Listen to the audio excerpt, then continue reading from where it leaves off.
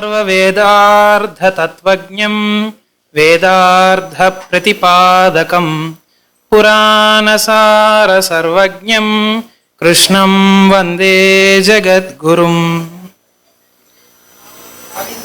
ఇందరి రూపంలోంచి వ్యక్తమవుతున్న master గారికి నమస్కరిస్తూ, ఇప్పుడు మనం మాస్టర్ గారు ఇచ్చిన పురుషమేధము అను గ్రంథంలోని కొన్ని విశేషాలను ముచ్చటించుకుందాం. పరిపూర్ణావతారమైన శ్రీకృష్ణుని జీవిత కథలను, అవతారము యొక్క ప్రయోజనమును మనకి వెన్నముద్ద వలె మాస్టర్ గారు ఈ నవలా సప్తకం రూపంలో అందించి ఉన్నారు. ముందు మాటలో మాస్టర్ గారు చెప్తూ, ఈ నవలా సప్తకంలో ఏ గ్రంథం చదువుచున్నను ఆ కృష్ణుని ప్రత్యక్ష అనుభూతిని, ఆనందమును పామరులు సైతం పొందుతూనే ఉన్నారట. అది మనం చదువుతున్నంతసేపు ఆ కృష్ణుని యొక్క అనుభవాన్ని మనం పొందుతూ ఉంటాం. తర్వాత ఈ గ్రంథం గురించి చెప్తూ మల్లంపల్లి శరభయ్య శర్మ గారు, ఈ గ్రంథము మానవ ప్రజ్ఞలోంచి కాకుండా ఏ దివ్య ప్రజ్ఞలోంచో ఆవిష్కృతమైనదని చెప్తూ, అప్పటి కాలానికి అనుగుణంగా ఎలాగైతే భాగవతము, భగవద్గీత అను గ్రంథములు ఆవిష్కృతములైనాయో, ఇప్పటి కాలానికి అనుగుణంగా మాస్టర్ గారి ద్వారా ఆ దివ్య సంకల్పం నుండియే ఈ పురుషమేధము అను గ్రంథము ఆవిష్కృతమైనదని చెప్తారు. మాస్టర్ గారు ఈ పురుషమేధ గ్రంథంలో మొదటి అధ్యాయంలో ఒక అపూర్వమైన క్యారెక్టర్ ఒక దాన్ని మనకు ఇక్కడ ఇచ్చారు. అది అభ్యాసమూర్తి అనే క్యారెక్టర్. ఈ అభ్యాసం అనే దాన్ని అంటే హ్యాబిట్, దీన్ని ఒక డివైన్ ప్రిన్సిపుల్గా, ఒక దేవతామూర్తిగా మాస్టర్ గారు ఇక్కడ చిత్రించి ఇచ్చారు మనకి. బహుశా ఇలాంటి చిత్రణ మాస్టర్ గారు మాత్రమే ఇచ్చారు అని పెద్దలు చెప్తారు.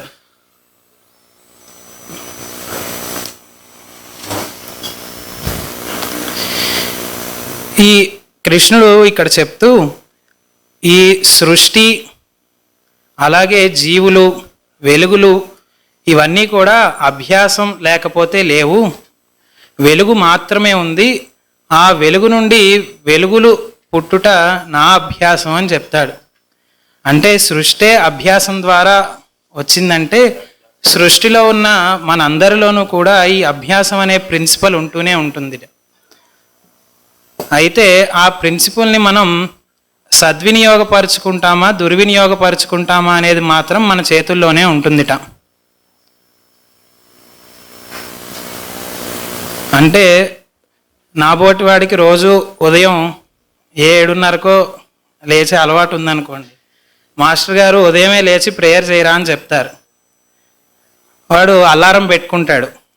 అభ్యాసవశం చేత అలారం కట్టేసి పడుకుంటాడా, లేదంటే అదే అభ్యాసాన్ని సద్వినియోగం చేసుకుని రోజు ఉదయం 6 గంటలకి ప్రేయర్ చేస్తాడనేది వాడి మీదే ఆధారపడి ఉంటుందిట. ఈ అభ్యాసం యొక్క సిగ్నిఫికెన్స్ని చెప్తూ మాస్టర్ గారు ఈ జీవించడం అనేది 3 మార్గాల్లో ఉంటుందని చెప్పారు. మొదటిది ఏంటంటేట, వాడి దినచర్యలో ఏ చిన్న మార్పు జరిగినా కూడా వాడు దాని గురించి దుఃఖిస్తూ ఉంటాడట. అదే మృత్యుస్థితి అని చెప్తారు మాస్టర్ గారు. అలాంటి వాడికి సంసారగతి అనేది అభ్యాసంలో ఉంటుందిట. రెండవ మార్గంలో వాడు ఆ మార్పుని వినియోగం తెలుసుకుని దాని అనుగుణంగా జీవిస్తూ ఉంటాడట, వాడు సుఖంగా ఉంటాడట. అలాంటి వాడు యోగము అభ్యాసంలో ఉంటుందిట. ఇక మూడవ మార్గం ఏంటంటే మోక్షస్థితిట. ఈ మొదటి దాంట్లో దుఃఖం కానీ, రెండవ దాంట్లో సుఖం కానీ మనస్సును అంటకుండా ఆ మోక్షస్థితిలో ఉంటాడట. ఆ మోక్షస్థితి పొందటానికి సర్వాంతర్యామి స్మరణ అనేది అభ్యాసంలో ఉండాలట. కృష్ణుడు ఇక్కడ చెప్తూ ఈ 3 మార్గాల్లో కూడాను అభ్యాసం అనేది తప్పనిసరి అని చెప్తాడు. మనం ఈ కథలో చూస్తే యాదవులు ఒక రకమైన అభ్యాసంలో ఉంటారు, పాండవులు ఒక రకమైన అభ్యాసంలో ఉంటారు, అలాగే మైత్రేయుడు, ఉద్ధవుడు వారి అనుయాయులు ఒక రకమైన అభ్యాసంలో ఉంటారు. వీటన్నిటికీ పైన కృష్ణుడు ఉంటాడట. ఇక్కడ ఒక దగ్గర ఉద్ధవుడు అంటాడు, అభ్యాసమూర్తి మా అందరికీ అభ్యాసమూర్తి అయితే ఈ అభ్యాసమూర్తికే అభ్యాసమూర్తివి నీవు అని. అంటే కృష్ణుడు వీటన్నిటికీ పైన ఉంటాడు. ఇక్కడ కృష్ణుడికిను అభ్యాసమూర్తికి ఒక సంభాషణ అనేది ఇచ్చారు మాస్టర్ గారు మొదటి అధ్యాయంలో. అక్కడ అభ్యాసమూర్తి అడుగుతాడు కృష్ణుణ్ణి, నీ పనికి వ్యతిరేక దిశలో నా పని కల్పించావు, నాకేదైనా మంచి పని కల్పింపరాదా అని అడుగుతాడు. అయితే అప్పుడు కృష్ణుడు చెప్తాడు, మంచి చెడ్డలని నిర్ణయించే అధోగతిలోకి నీవు జారకుండుటయే నా సంకల్పము అని. అంటే మాస్టర్ గారు చెప్పిన పని చెప్పినట్టుగా చేయడం తప్ప అది మంచిదా చెడ్డదా అనేది మనకు అనవసరం అన్నమాట. వారు చెప్పింది చెప్పినట్టు చేయడమే మన కర్తవ్యంగా ఉండాలి. అంటే ఎలాగైతే నేచర్లో ఉన్న ఎలిమెంట్స్ అన్నిట్లోనూ, అంటే దేవతామూర్తులు అందరూ కూడా భగవంతుడు వారికి ఆదేశించిన పనిని వారు మిగతావేం ఆలోచించకుండా చేస్తూ ఉంటారు. అంటే ఇప్పుడు అగ్ని ఉన్నారనుకోండి, అగ్నిదేవుడు, అగ్నికి ఇచ్చిన ప్రిన్సిపల్ ఏంటంటే దహించడం, కాల్చడం. మనం ఇప్పుడు దాంట్లో పెట్టినా కూడా అగ్ని దాని యొక్క ప్రిన్సిపల్ని కోల్పోదు, అది అలా కాలుస్తూ ఉంటుందన్నమాట. అంటే దాంట్లో మంచి చెడ్డలను ఆలోచించకుండా ఆయన ఇచ్చిన పని ఇచ్చినట్టుగా చేస్తూ ఉండాలి. తర్వాత ఈ మొదటి అధ్యాయంలోనే అభ్యాసమూర్తి కృష్ణుణ్ణి ఇంకొక ప్రశ్న అడుగుతాడు, ఆలంబనకు ఆశ్రయమునకు గల భేదం ఎట్టిది అని. అయితే కృష్ణుడు చెప్తాడు అక్కడ, ఆలంబన అంటే చెట్టు కొమ్మని పట్టుకొని వేళ్లాడ్డంట, అది జారనంత వరకే రక్షిస్తుందిట. కానీ ఆశ్రయం అంటే తల్లి వడ్డీలో ఉన్న పసిబిడ్డ లాంటిదిట. ఈ బిడ్డడికి ఏమీ సంబంధం ఉండదు, మొత్తం తల్లియే చూసుకుంటుంది కదా, అలాగనమాట.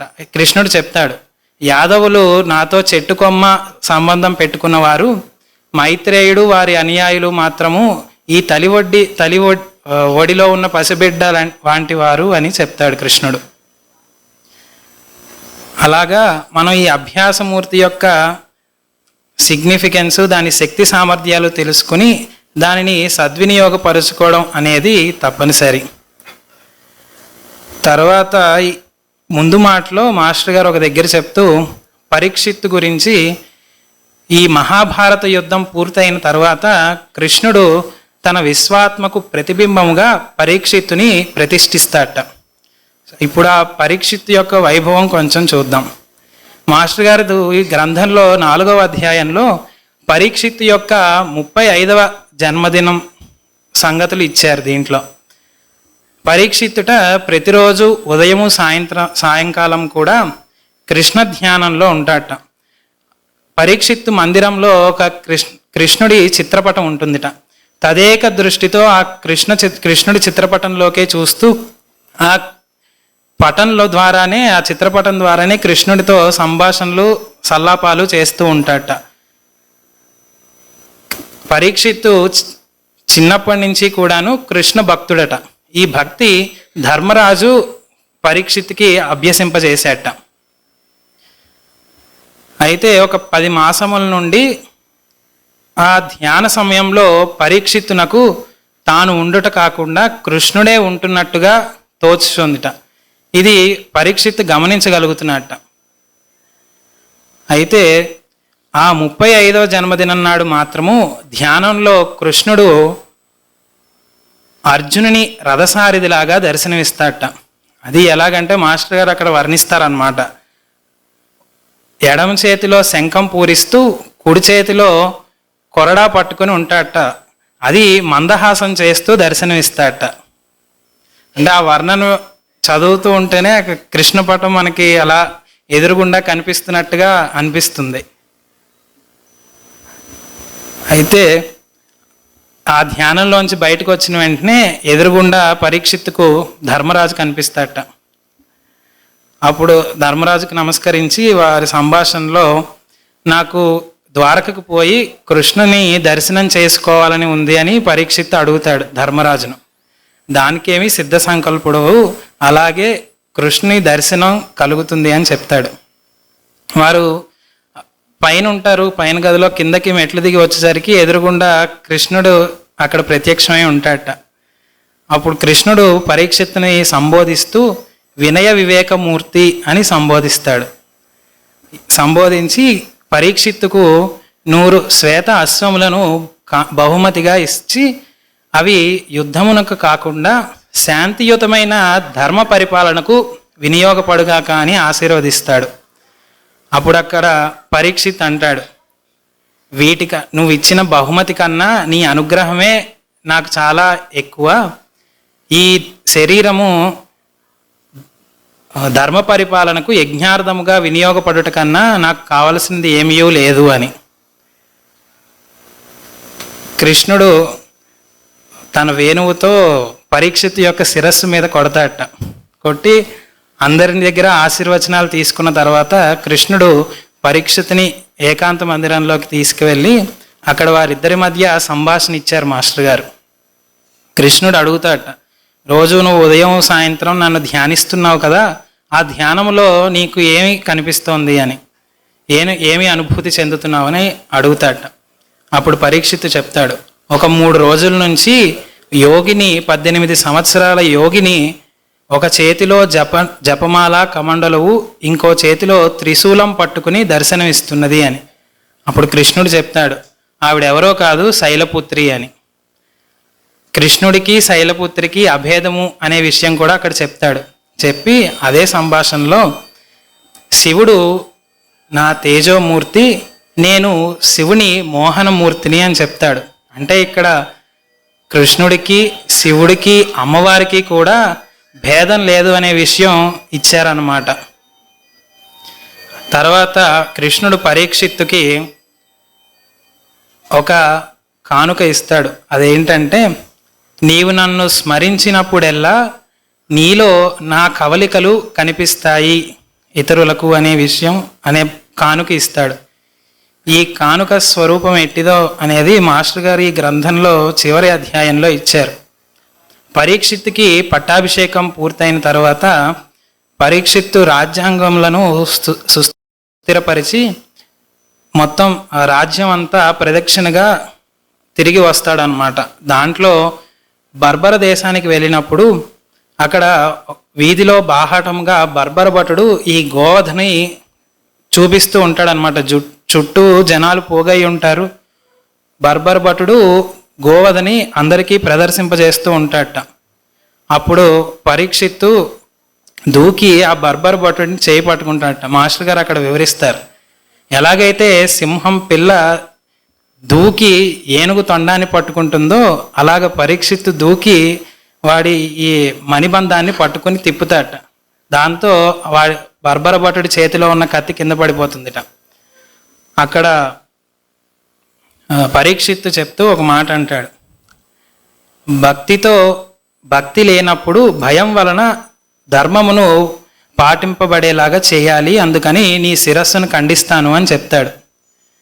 అది చెప్తూ ఉండగానే అవతల ఆ భటుడికి పరీక్షిత్తులో అంటే చేతుల్లో ధనుర్బాణాలు ఆవిర్భవమైనట్టు కనిపిస్తాయిట.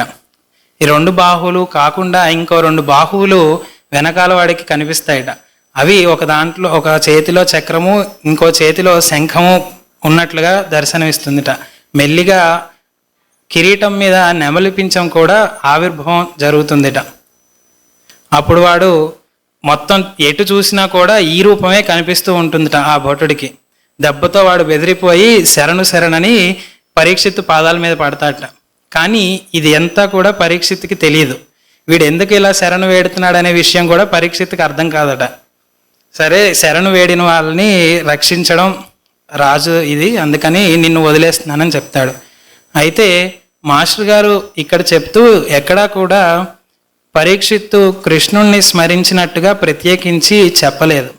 అంటే నాకు అర్థమైంది ఏంటంటే, పరీక్షిత్తు నిరంతరము కృష్ణ ధ్యానంలోనే ఉంటాడు, అందుకని ప్రత్యేకంగా అక్కడ స్మరించవలసిన ఇది లేదు. నిరంతరం ఆయన ధ్యానంలోనే ఉన్నప్పుడు అవసరమైనప్పుడల్లా ఇతరులకు కృష్ణుని కవలికలు కనిపిస్తాయి కదా, అలా జరిగింది అని అనిపించింది నాకు చదువుతున్నప్పుడు. ఆయన ఇచ్చిన వరం వరం స్వరూపం ఇలా ఉంది అని ఇచ్చారు. అయితే కృష్ణుడు ఒక దగ్గర మైత్రేయుడికి విదురుడికి చెప్తూ పట్టు అనుకుంటాడు, కృష్ణుడు చచ్చిపోయాడు పర్వాలేదు, మనం ఇది చూస్తే మళ్ళీ కృష్ణుడు చచ్చిపోలేదు అనుకుంటాడు. అయితే కృష్ణుడు మైత్రేయుడికిను ఉద్ధవుడికి ఒక దగ్గర చెప్తూ నేను అక్కడ పరిస్థితిని బట్టి ఎవరి సూక్ష్మ శరీరాన్నైనా వినియోగించుకోగలను, అలాంటి వారు మీ ఇద్దరు, ఇక మూడవ వాడు విదురుడు కాగలడని మానవ ప్రయత్నం చేశాను, కానీ విదురుడికి బదులుగా పరీక్షిత్తు సంసిద్ధుడయ్యాడు అని చెప్తాడనమాట. అంటే అలాంటి వైభవం పరీక్షిత్తుది. తర్వాత కొంచెం ఉద్ధవుడు గురించి కూడా కొంచెం చెప్పుకుందాం. అయితే బలరాముడి దేహ పరిత్యాగం తర్వాత కృష్ణుడు అరణ్యంలోకి వెళ్ళి వేణుగానాన్ని ప్రారంభిస్తాడట. అయితే ఆ వేణుగానంలోనే కృష్ణుడు లీనమైపోతాడట. మాస్టర్ గారు అక్కడ చెప్తూ ఇక లీనమగుటకు అక్కడ ఇంకెవరూ లేరు అని చెప్తారు. అయితే ఎక్కడి నుంచో ఎవరో వస్తున్నట్టుగా అలికిడి కృష్ణునికి వినిపిస్తుందిట. ఈ చీకటిలో ఆ గానం యొక్క ఉత్పత్తి స్థానం తెలుసుకుని రాగలగవాడెవరు? పూర్వము బృందావనంలో గోపికలు మాత్రము ఆ ఉత్పత్తి స్థానం పట్టుకుని రాగలిగారు, అలాంటి వాడు కాబోలు వచ్చేవాడు అని అనుకుంటాడట. వచ్చి చూసేసరికి ఉద్ధవుడుట. మరి ఉద్ధవుడికి గురువులు గోపికలే కదా, అది కూడా దీంట్లోనే వస్తుంది మనకి. మాస్టర్ గారు చాలాసార్లు చెప్పారు ఆ కథ. అయితే ఉద్ధవుడు శరీరం మాత్రము అక్కడ ఆకర్షింపబడి ఉండి ఉద్ధవుడు ఆ వేణుగానంలోనే లీనమైపోతాడట. ఇక్కడ కృష్ణుడు, ఉద్ధవుడు, వేణుగానము అని మూడు వేరువేరుగా ఉండవు. ముగ్గురు ఒకటే అయిన స్థితి, లీనమైపోయిన స్థితి మాత్రము ఉంటుందిట. వారిద్దరికీ బాహ్య ప్రపంచం లేదట. ఆకాశము, భూమి, సముద్రము, సముద్రపు హోరు ఇవేమీ లేవుట వారిద్దరికి. అర్ధరాత్రం తర్వాత ఆ గానము ఆపుతాడట కృష్ణుడు. తర్వాత అప్పుడు క్రమంగా మళ్ళీ బాహ్య స్మృతిలోకి వస్తారట. అప్పుడు కృష్ణుడు ఉద్ధవుడిని అడుగుతాడు, దుఃఖించుచున్నావా అని. అయితే దుఃఖమునకు తావు లేదు, మొత్తం నీవే నిండి ఉన్నావు అని చెప్తాడు ఉద్ధవుడు. అయితే మరి ఈ యాదవుల వినాశనం గురించి తెలిసిందా నీకు అని అడుగుతాడు. అది ఒక స్వప్నము అని చెప్తాడు. మరి యాదవ పురజనులు వీళ్ళందరూ కూడా దుఃఖించుతున్నారు కదా అని అడుగుతాడు కృష్ణుడు. అయితే వారు కూడా స్వప్నంలోనే ఉన్నారు, నాకు మెలకువ వచ్చింది, వారిది పీడకల, నాది సుఖస్వప్నము అని చెప్తాడు. అయితే మళ్ళీ నీ మీద మాయను ప్రసరింపజేస్తున్నానని భయపడుచుంటివా అని అడుగుతాడు కృష్ణుడు. అయితే మీ క్రీడలో నన్ను భాగం చేసుకున్నందుకు సంబరపడుతున్నాను అని చెప్తాడు. అయితే అక్కడ కృష్ణుడు చెప్తూ నీవు పిచ్చివాడివి అంటాడు. అప్పుడు ఉద్ధవుడు మరలా నీవు కూడా పిచ్చివాడివే, ఎవరు పిచ్చి వాళ్ళది, కాకపోతే నువ్వు శిశుమూర్తివి కనుక నీ పిచ్చి నీకు తెలియటం లేదు అని చెప్తాడు.